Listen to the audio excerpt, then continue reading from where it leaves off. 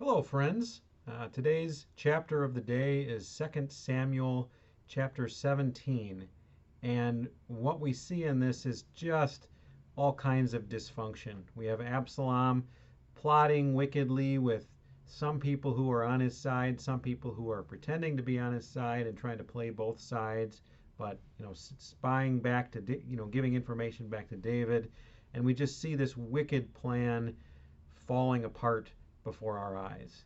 And really, the contrast I want to point out in this chapter, as we see the saga of David unfolding and really not anywhere near its end, is the contrast between wicked kings and David, who is this picture of a righteous king. Certainly not a perfect king, but a picture of a righteous king. And the big difference we see, if we look back to 1 Samuel 26, we see David with the opportunity to kill Saul, and what does he say? Who can stretch out his hand against the Lord's anointed and be guiltless? David multiple times had a chance to take out Saul and didn't. Even though he had already been anointed the future king, he knew Saul's end. He put it in God's hand to bring it to fruition. And that's the opposite of what we see with Saul. And it's the opposite of what we see with Absalom, which is tragic because Absalom is David's son. So that's the contrast I want you to think about as you see all of the consequences of these decisions people are making.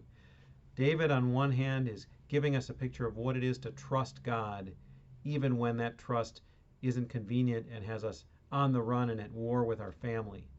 Absalom, on the other hand, when everything really kind of seems to be going his way for a while, refuses to trust in God, refuses to respect the king that God has put in place, and is going to pay the price and is going to meet with people who are around him who are just as treacherous as he is. That's kind of the deception we can get into in our lives.